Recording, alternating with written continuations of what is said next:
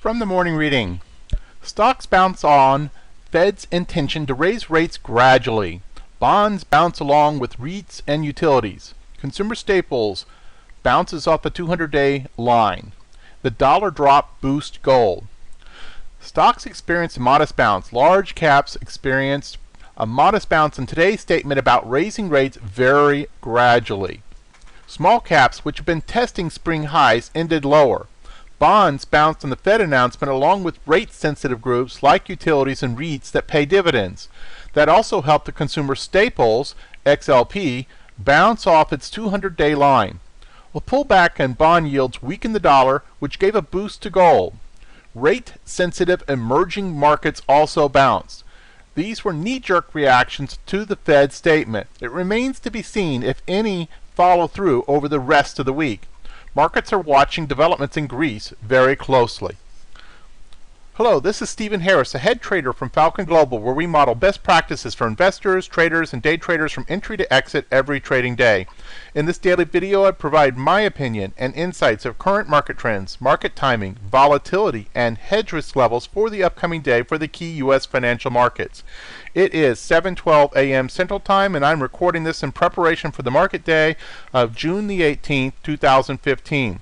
Full disclaimers are at the end of the video, but be aware that this is for educational purposes only, and only you are responsible for the investing or trading decisions that you make.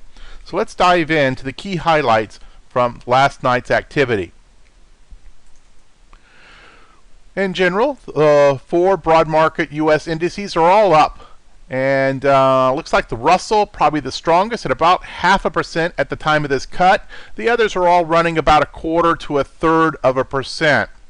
You have crude oil up 1.2%, the euro up about 0.5%, bonds up about 1/4%, and gold up the biggest of all 8 of these markets that we follow on the U.S. side. Gold is up about 1.5%. Overseas, not so pretty. China down about 3.7%. Big move in China. Hong Kong down about 1/4%. Japan down over 1%. The Germany is down about 0.4%, and United Kingdom is essentially scratch. Obviously, on the macroeconomic reports, the big one yesterday was the FOMC. We had the usual Thursday collection today: unemployment claims, core CPI. We also have Philly Fed manufacturing and natural gas storage. And then tomorrow, don't see anything directly affecting the U.S. macroeconomic report seen. In terms of volatility, still decreasing 5-day over 10-day. Short-term VIX of 15.22, so that's down a little bit. Skew down below 125, so no worries there. IV percentiles 26, 15, 25, 39, so all in the lower half at the very least. No standard deviation moves were put in yesterday, so we remain relatively below average in terms of the amount of standard deviation moves being put in over the last couple weeks. In terms of our regular daily report, still phase 3, looking for those higher highs and higher lows over the big picture. IBD status is still in confirmed uptrend. Accumulation distribution, S&P's on a D-. NASDAQ improved half a notch to a C+. GMI index remains a 4 out of 6. The intermediate term market posture has turned bearish, and that's one of the warnings across the bow here. We have S&P was weekly bullish yesterday, but is now turned bearish at a 43.3. Dow also bearish 32.4. NASDAQ bearish 74.8. That's new as well. Russell remains the only bullish one, and it is actually very bullish at a 91.6. Hedge warning status currently at a level 0+, normal with cautionary aspects. And we have a number of cautionary aspects in play right now. Under the volatility-based segment, market and decline and sharp increase warning have both flagged. We still have that VIX daily squeeze present. We have distribution day counts. This is particularly concerning. sitting at 5 for both the S&P and NASDAQ. And on the intermarket risk aversion indicators, we have 2 that are outright risk off, but the other 3 are all rolling over and look to be poised to become risk off if we have any follow-through weakness at all on those indicators.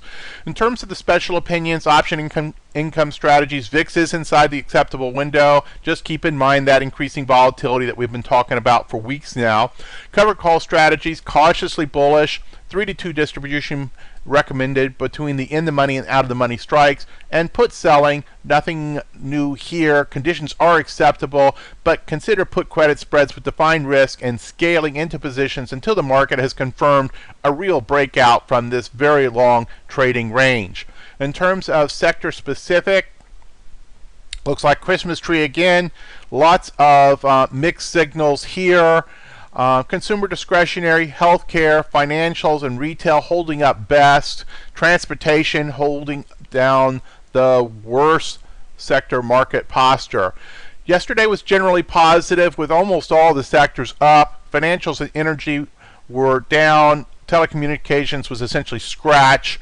Utilities doing the best. Obviously, with the interest rate decision, that impacts utilities, so something to kind of keep in mind there. In terms of the charts, let's take a quick look at that. So here's tilt, and you see, not anything decisive being shown on the bond market yesterday at this point. We'll see where this goes in the next few days as people start to take new positions, and especially institutions. Remember, institutions cannot just react to that announcement and move their entire battleship in a couple hours kind of thing. We'll see what the institutions do as a result of what they think of the FOMC over the next few days. In terms of the broad market, it was an up day, but you see we're still frankly right in the middle of the overall trading range, so nothing really defined from there. The Russell was it was a down day, but it also put in a recent high in this most recent upward trending channel. So it's still not at all-time highs, but it has been perhaps the strongest of all the indices of late. Did put in a down day yesterday though. NASDAQ, really kind of a doji, sitting right on moving average lines. This is the definition of neutral. And by the way, I should mention, while I said that the market posture was bearish, it probably could be best summed up as neutral. We really are very, very neutral when you add up everything together. And again, here in the Dow, very neutral once again. So that should be enough for today. If you find what you get here helpful, then certainly we greatly appreciate your liking us on YouTube. And the same thing, if you found us on Twitter, to retweet us to your followers, greatly appreciated. Any comments that you'd like to send back, feedback, goes to support@falconglobaltraders.com. More information about what we do is available at the website. Performance matters, we get that, and we're quite transparent.